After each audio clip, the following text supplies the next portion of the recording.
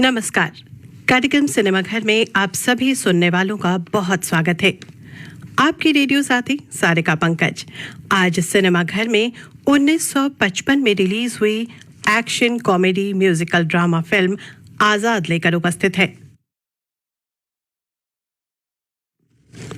आजाद title से Hindi film industry में कई फिल्में रिलीज हुई और सफल फिल्मों के तौर पर याद भी की जाती हैं।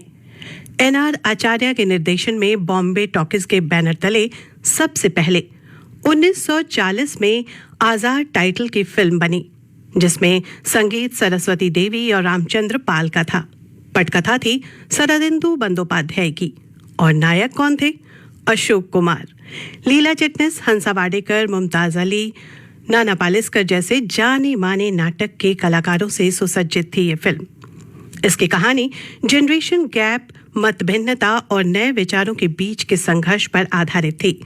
सामाजिक विषयों पर यह फिल्म जब बनी थी तब देश आजाद भी नहीं हुआ था, तो अंदाजा लगा सकते हैं कि किस तरह के परिवेश में इन विषयों के फिल्मों को एनकरेजमेंट मिलती रही होगी। फिर 1955 में एक तमिल फिल्म की रीमेक हिंदी में हुई और नाम हुआ आजाद, मगर इसका 1940 के आजाद से कम कहानी और पटकथा के तौर पर कोई साम्य नहीं था, क्योंकि इस फिल्म में रॉबिन हुड के जैसे हीरो दिलीप कुमार अमीरों का धन लेकर गरीबों की मदद करते हैं। इन दोनों फिल्मों में मात्र 15 वर्षों का गैप रहा, मगर उसके लगभग 23 वर्षों के बाद फिर इस नाम से फिल्म बनी, जिसके हीरो थे धर्मेंद्र, हीरोइन हेमा मालिनी और प्रेम चोपड़ा विलेन थे। प्रमोद चक्रवर्ती द्वारा फिल्म और निर्देशन हुआ इस फिल्म का प्रदर्शित हुई 1 सितंबर 1978 को। Music RD. बर्मन का था। गुलशन नंदा और सचिन भौमिक ने पटकथा लिखा। यह फिल्म हीरो जैसे किरदार अशोक और राजकुमारी सीमा व उसके रिश्तेदार के साजिश के इर्द गिर्द घूमती है, मगर ये थी सिर्फ नाम की कहानी, यानी आज के सिनेमा घर के फिल्म के नाम की। और सिनेमा घर में जिस कहानी को लेकर आज आई हूँ वो वेंकट रमन पिल्लई की कहानी, जिसके निर्माता निर्देशक हैं दक्षिण भारत के एस.एम. श्रीमल्लु नायडू। संगीत पक्ष जो इस फिल्म के सितारों को चार चांद लगा रहा है, जिसके कंपोजर हैं सी रामचंद्र और शब्द लिखे हैं राजेंद्र किशन ने। इस फिल्म के गीत अपलम चपलम में लता मंगेशकर के साथ उनकी छोटी बहन उषा मंगेशकर ने भी अपनी आवाज दी है। बाकी गीत चितलकर और जाधव की आवाज में। एस.एम. श्रीमल्लु नायडू द्वारा ही 1954 में पी भानुमति और एम.जी. रामचंद्रन को लेकर तमिल में एक फिल्म बनाई गई थी, नाम था मलई कल्लन, और फिर 1955 में इसी फिल्म की हिंदी रीमेक हुई।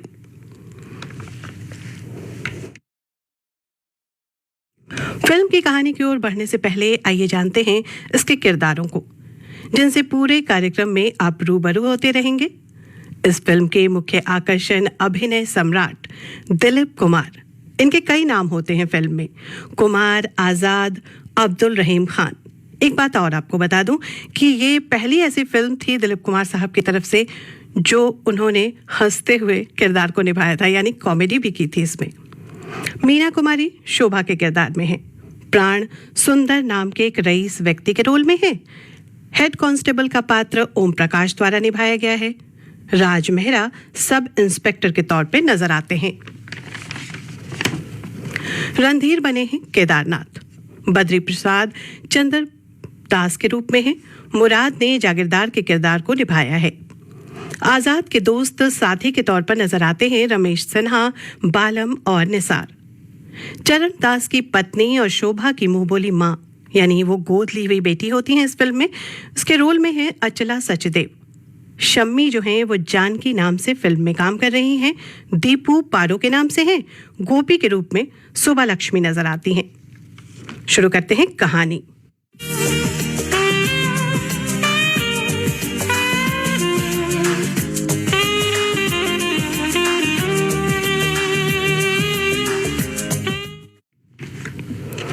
कास्टिंग के खत्म होते ही पहले दृश्य में शोभा घुड़सवारी करती हुई नजर आती है, जहां उसके पालक माता पिता उसके लिए वर की तलाश कर रहे हैं, जहां वो अपने सगे बेटे कुमार को भी याद करते हैं, जो बचपन में कहीं गुम हो गया था।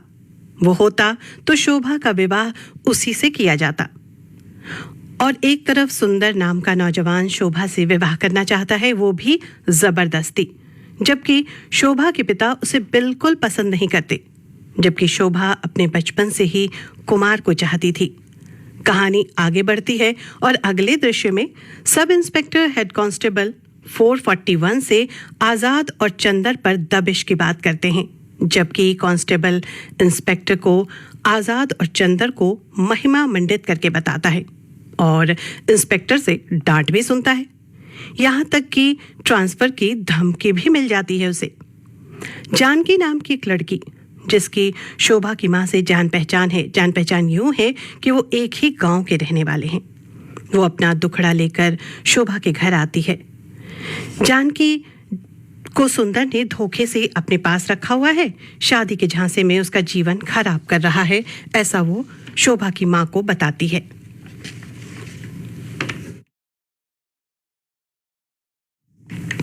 शोभा जानकी से कहती है कि अब भी कुछ नहीं बिगड़ा बहन, तुम कोशिश करो कि सुंदर सुधर जाए।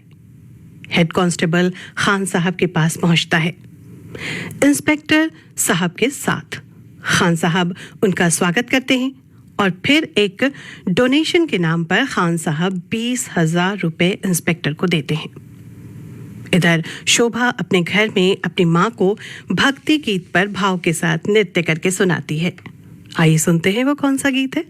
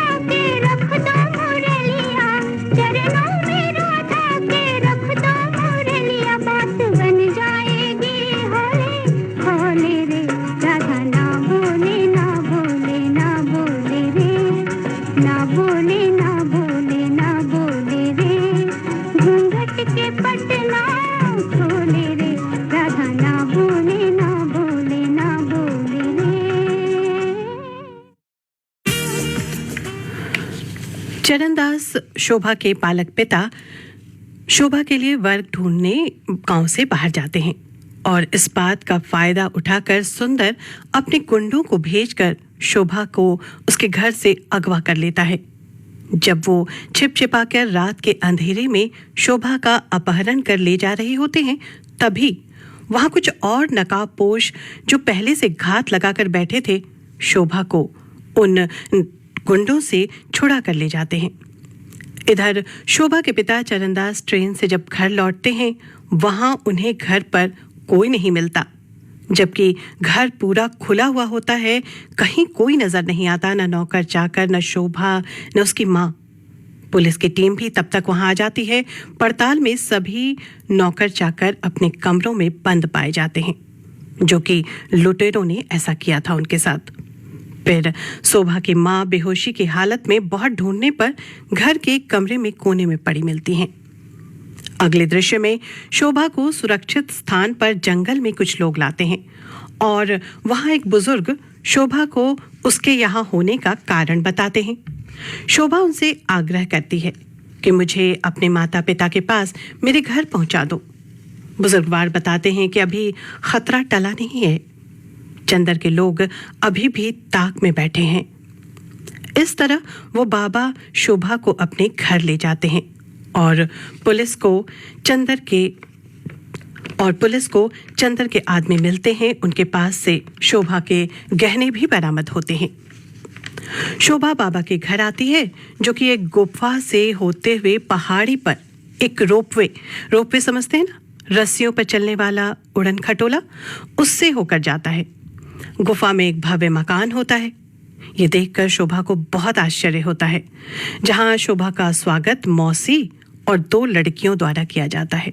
और फिर आजाद अपने असली रूप में शोभा के सामने आता है, यानी हम सब के प्रिय स्टार दिलीप कुमार साहब सामने आते हैं फर्स्ट टाइम पर्दे पर। शोभा आजाद को लुटेरा मानती है, क्योंकि उसने ऐसा ही सुना था, जाना था, जिसे पुलिस तलाश कर रही है।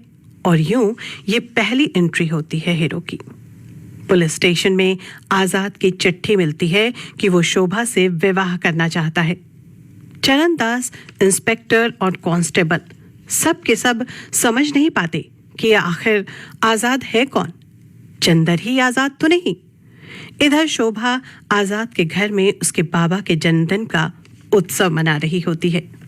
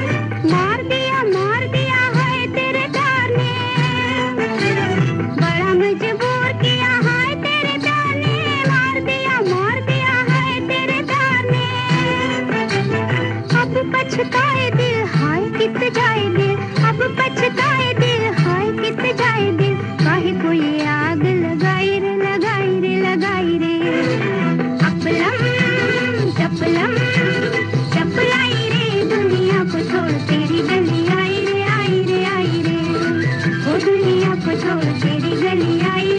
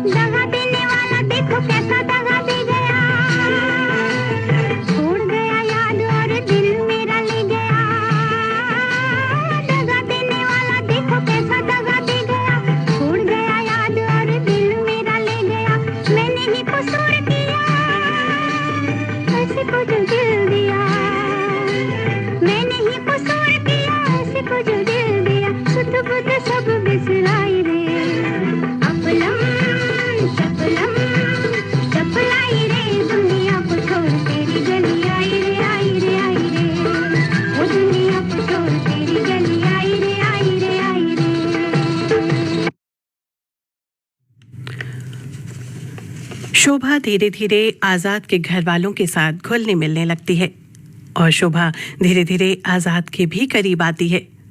आजाद भी शोभा से मोहब्बत में गिरफ्तार होने लगता है। इधर गांव में पुलिस स्टेशन में एक बड़ी चोरी की खबर आती है। इंस्पेक्टर हवलदार से कहते हैं कि कुछ करो, ये पुलिस का थाना है, बनिए की दुकान नहीं। और इधर शोभा को अब आजाद का घर जो बहुत ज्यादा पसंद आने लगा था, वो उसके आसपास घूमती भी है, गुनगुनाती भी है। इसका भी मजा लेते हैं।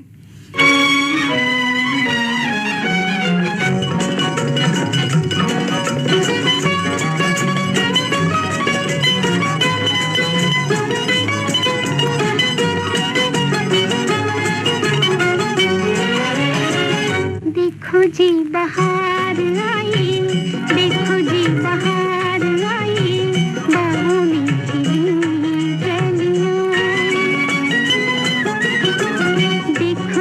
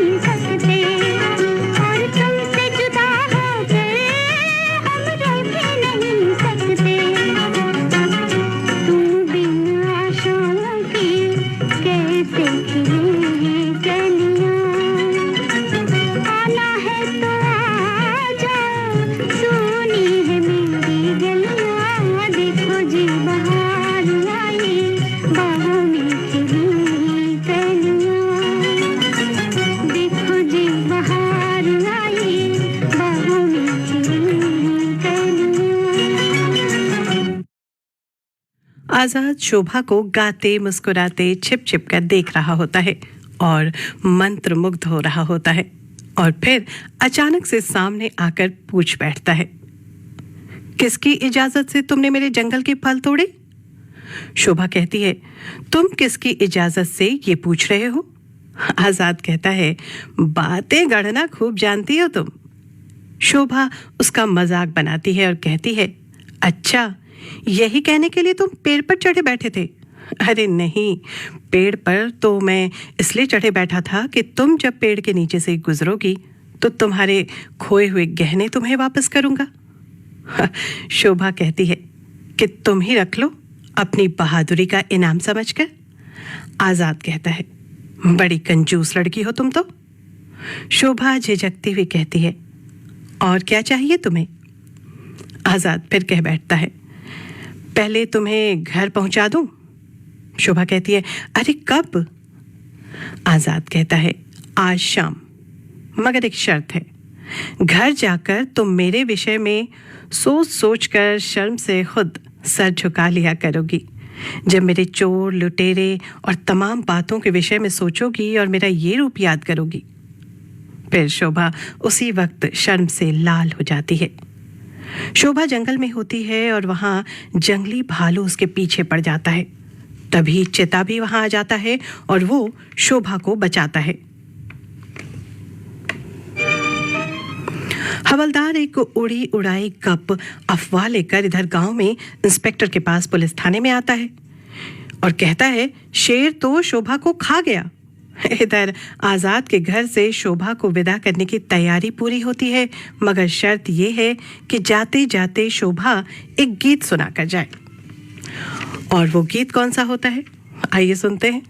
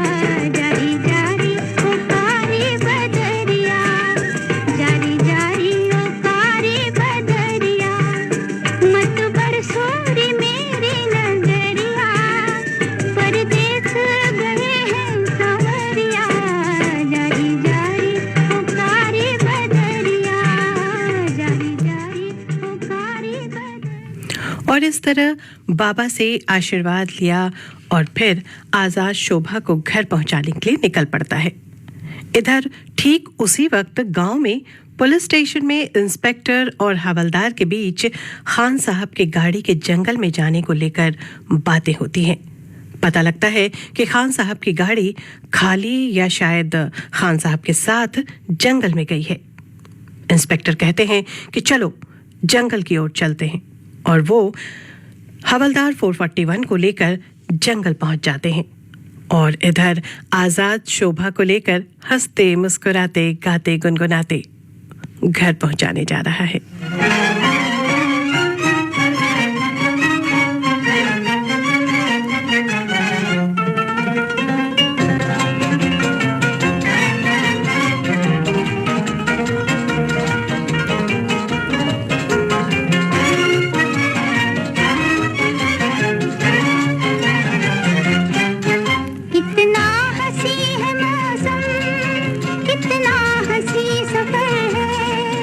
साथी है खूबसूरत ये मौसम को भी खबर है। कितना हंसी है मौसम, कितना हंसी सफर है। साथी है खूबसूरत ये मौसम को भी खबर है।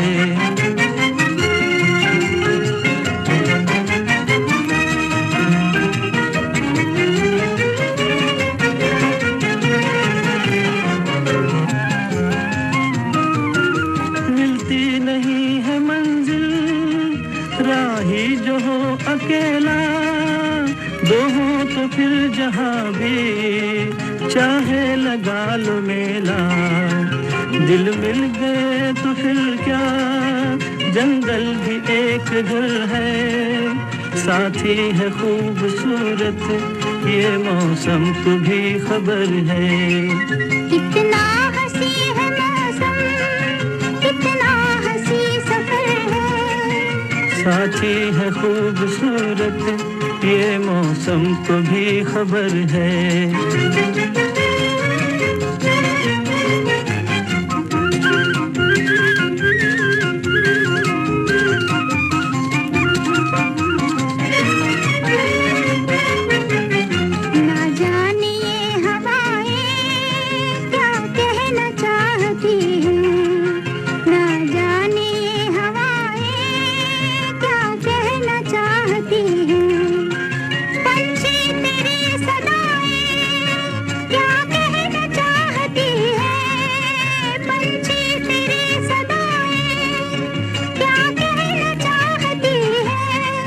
कुछ तो है आज जिसका हर चीज पर असर है। साथी है खूबसूरत ये मौसम को भी खबर है। कितना हंसी है मौसम, कितना हंसी सफर है। साथी है खूबसूरत ये मौसम को भी खबर है।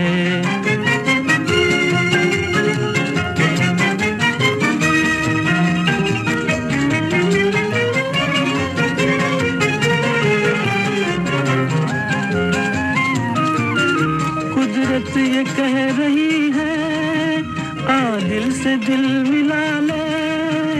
उल्फत से आग लेकर दिल का दिया जला ले।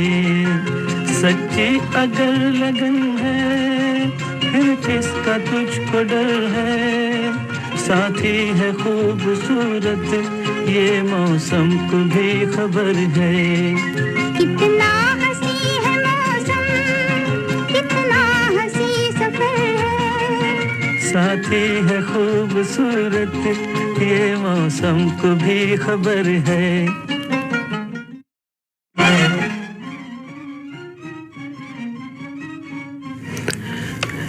इंस्पेक्टर और हवलदार की जोड़ी जंगल में खान साहब की गाड़ी का पीछा करते हुए उनका पता लगाते लगाते पेड़ पर चढ़कर बैठ जाते हैं।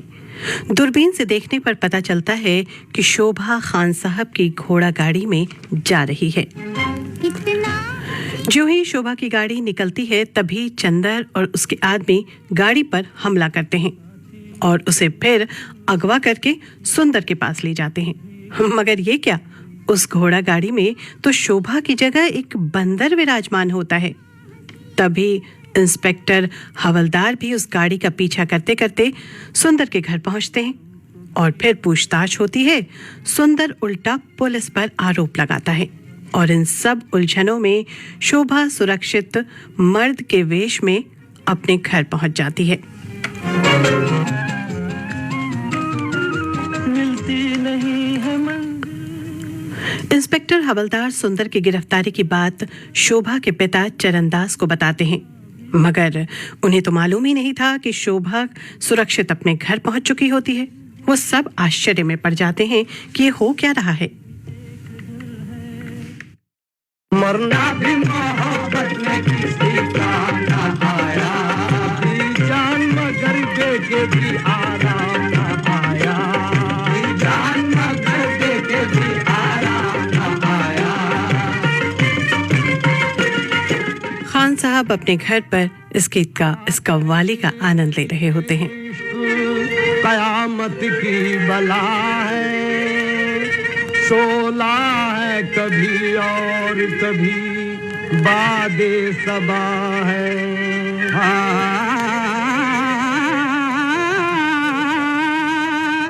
अश्कों का समंदर है तो आहों का खजाना, सुनते चले आए अज़ल से ये फसाना इस किस्से का, लेकिन कभी अंजाम न आया, इस किस्से का लेकिन कभी अंजाम न आया। मरना भी मोहब्बत में किसी काम न आया है, किसी काम न आया। दी जान मगर देके भी आराम न आया, दी जान मगर देके भी आराम न आया।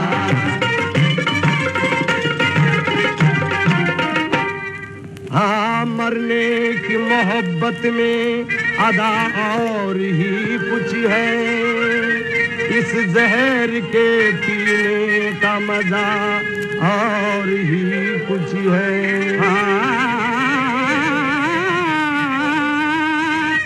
मरते हैं तो मरने की शिकायत नहीं करते, दिल वाले दिखावे की मोहब्बत नहीं करते। अब तक तो मोहब्बत में ये इल्जाम न आया, अब तक तो मोहब्बत में ये इल्जाम न आया। मरना भी मोहब्बत में किसी काम न आया, किसी काम न आया। दी जान मगर देके भी आराम न आया, दी जान मगर देके भी आराम न आया।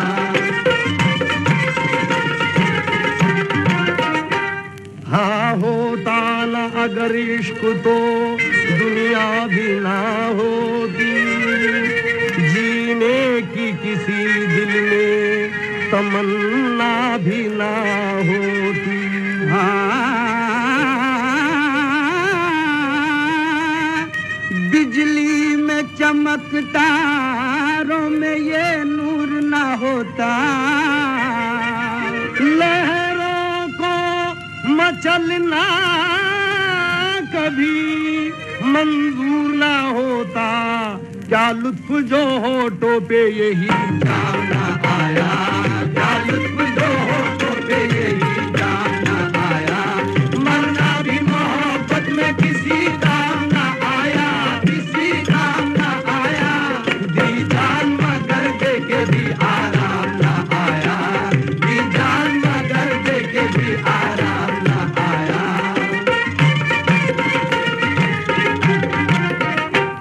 मरना भी मोहब्बत में किसी काम ना आया। खान साहब तो एक तरफ कव्वाली का आनंद ले रहे हैं और दूसरी तरफ पुलिस शोभा से तफ्तीश कर रही है कि आजाद कौन है, कैसा है, तुम उसके पास रही हो, क्या जानती हो, कितना जानती हो। शोभा बताती है कि उसे कुछ भी नहीं पता। रास्ते के विषय में पूछा जाता है तो कहती है कि रास्ते मालूम नहीं, याद नहीं, मगर हाँ ये बता सकती हूँ कि जिस आज़ाद को आप एक लुटेरा कह रहे हैं, वो आज़ाद एक शरीफ और भला आदमी है। कांस्टेबल 441 साधु का भेष बनाकर पुलिस स्टेशन में घुस जाता है, इंस्पेक्टर को उलझन में डाल देता है, और जब पहचाना जाता है तो इंस्पेक्टर बताते हैं कि 441 1 महीने के अंदर सारे केसेस सॉल्व नहीं हुए तो हम दोनों डिसमिस कर दिए जाएंगे। अब समझ लो तुम्हारे सामने कोई चारा नहीं बचा। खान साहब के आमंत्रण पर इंस्पेक्टर उनके घर खाने पर जा रहे होते हैं। हवलदार कहता है मैं भी चलूंगा। इंस्पेक्टर उसे डांट देते हैं, कहते चुपचाप काम करो, मैं आ रहा हूं। और वहां इंस्पेक्टर खान साहब पर आरोप लगाते हैं कि आप आज़ाद के मित्र हैं, आपकी गाड़ी मैंने खुद अपनी आंखों से देखा जंगल में जाते हुए, आप उससे मिले हुए हैं। इस तरह दोनों प्लान करते हैं कि आज़ाद को निर्दोष और असली चोर लुटेरे को पकड़वाने में खान साहब पुलिस की मदद करेंगे। दरअसल हुआ यूं कि इंस्पेक्टर जब आरोप लगाते हैं तो खान साहब कहते हैं कि आप जिसे लुटेरा समझ रहे हैं वो लुटेरा है ही नहीं, और शोभा की कही हुई बात इंस्पेक्टर को याद आती है, और इस तरह वो तैयार होते हैं कि आज़ाद अपने आप को निर्दोष साबित करे और वो फिर उसकी पैरवी करेंगे।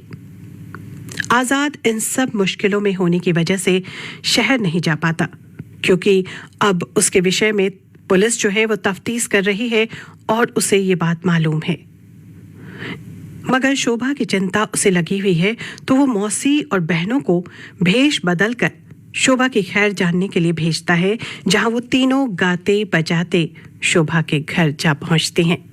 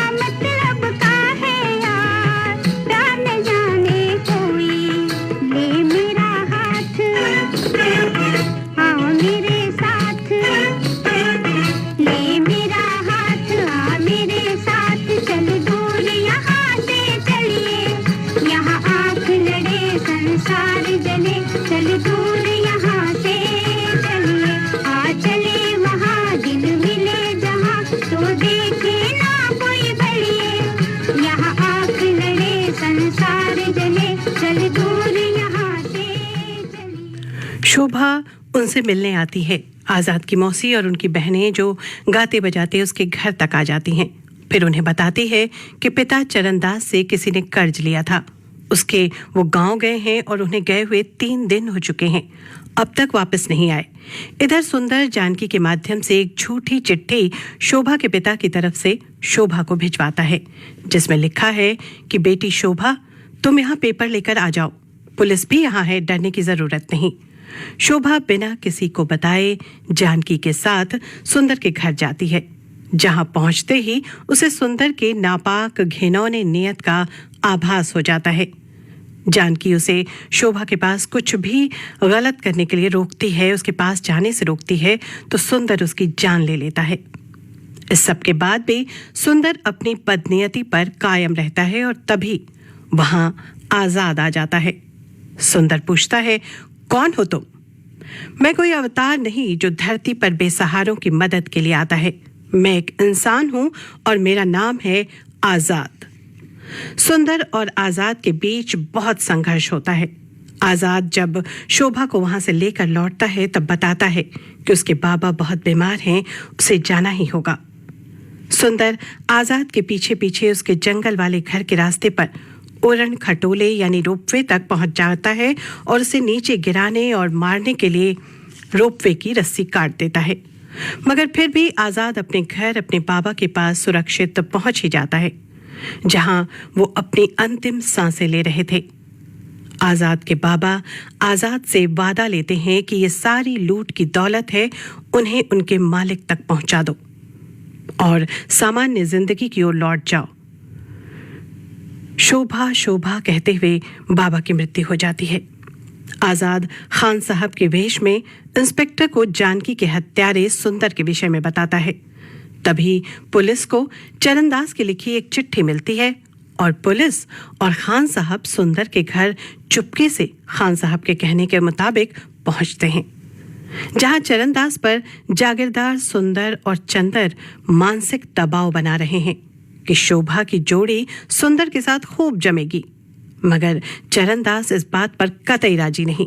खान साहब हवेली में आते ही पकड़ लिए जाते हैं, कमरे में बंद कर दिए जाते हैं और आजाद यही तो चाहता था ताकि उसे मौका मिल सके भेष बदलने का।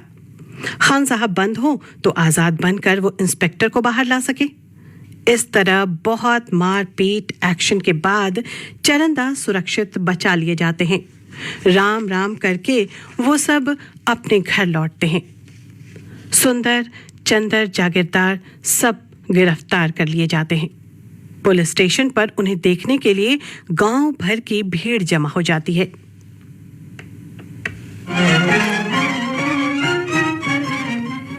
फोर 41 और इंस्पेक्टर सबकी गिरफ्तारी की प्रक्रिया पूरी करते हैं। खान साहब को इंस्पेक्टर बताते हैं कि वो आजाद से मिलना भी चाहते हैं और चरणदास शोभा के पिता ने आजाद को भोजन पर बुलाया है। खान साहब हंसी में इस बात को टालते हुए कुछ जरूरी इंफॉर्मेशन देते हैं और इंस्पेक्टर वहां से चला जाता है। आजाद देर रात शोभा से मिलने उसके घर पर चुपके चुपके पहुंच जाता है, अपने प्यार का इजहार करने, और इजहार करता भी है। शोभा भी उसे दिन के उजाले में सबके सामने आने को कहती है ताकि बात शादी तक पहुंचे।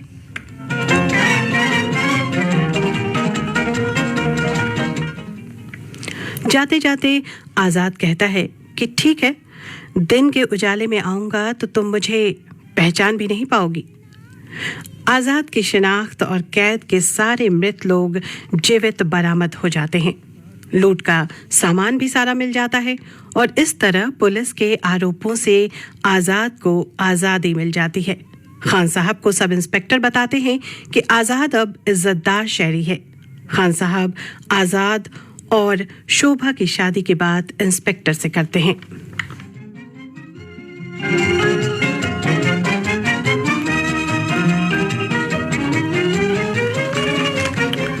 खान साहब चरणदास के घर पहुंचते हैं, इंस्पेक्टर भी साथ होते हैं। वहां खाने के बाद शोभा से एक गीत की गुजारिश करते हैं खान साहब, जो शोभा मान भी लेती है। चाहे लगा लो मेला, दिल मिल गए तो फिर क्या, जंगल भी एक घर है साथी। कहते हैं कभी हम आह भरते हैं, किसी के वास्ते क्या क्या सितम इस दिल पे करते हैं, जो वो नजरों में नजरें डाल कर खुद हमसे ये पूछे, तो दिल पे हाथ रख कर हम भी कह दें, क्या? तुम पे मरते हैं। वाह वाह वाह, सुभान अल्लाह। पी के दरस को तरस रही अखियाँ, पी के दरस को तरस रही अखियाँ, तरस रही अखियाँ, बरस रही अखियाँ, तरस रही अखियाँ, बरस रही अखियाँ, पी के दरस को तरस रही अखियाँ।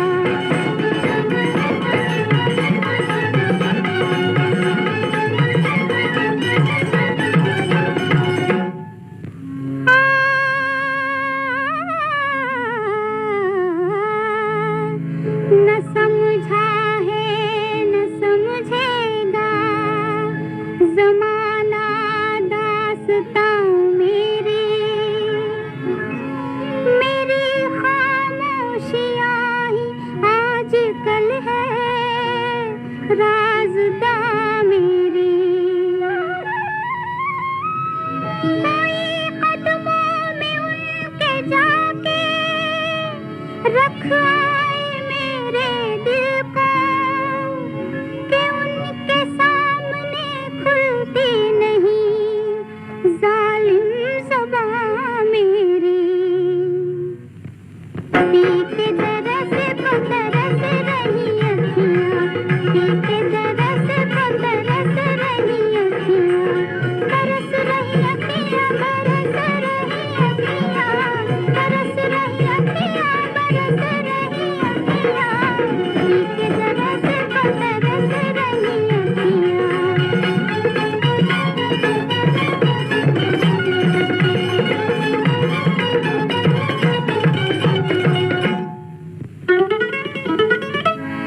किसे कहोगे भी उससे जुदा रहना ही पड़ता है, मोहब्बत ने दिया जो गम वो गम सहना ही पड़ता है।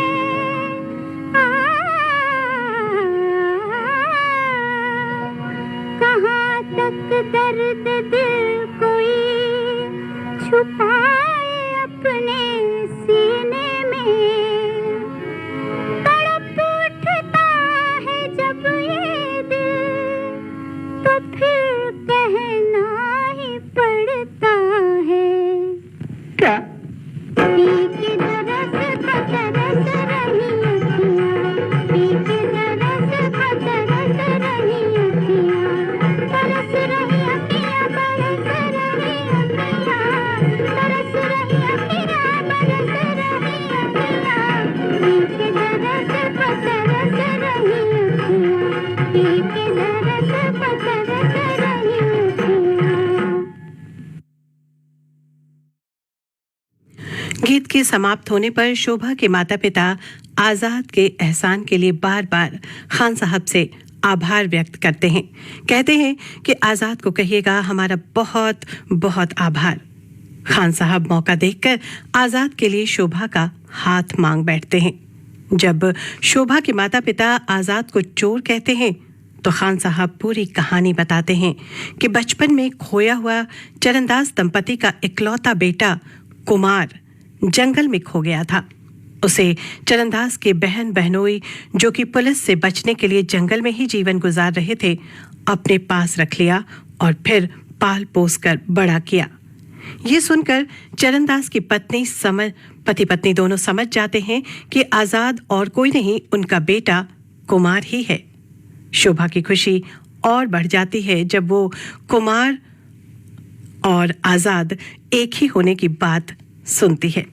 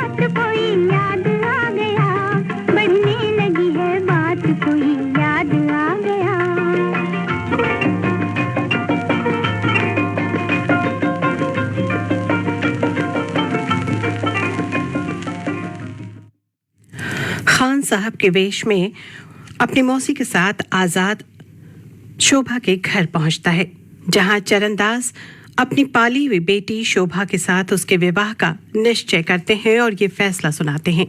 और इस तरह आजाद को अपने माता पिता, मौसी को बहन, इंस्पेक्टर को केस सॉल्यूशन मिलता है, शोभा को अपने बचपन का प्यार, तो खान साहब को नकली दाढ़ी से छुटकारा मिल जाता है।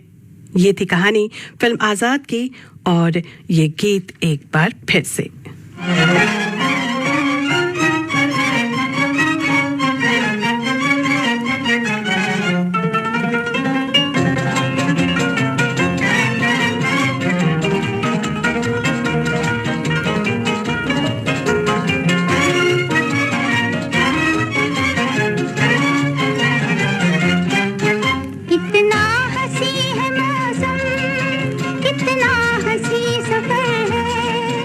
साथी है खूबसूरत, ये मौसम को भी खबर है। कितना हंसी है मौसम, कितना हंसी सफर है। साथी है खूबसूरत, ये मौसम को भी खबर है।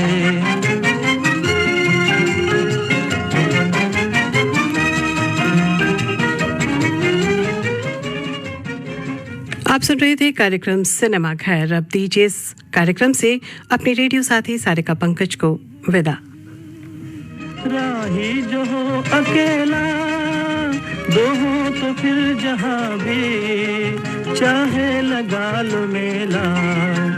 दिल मिल गए तो फिर क्या, जंगल भी एक घर है, साथी है खूबसूरत।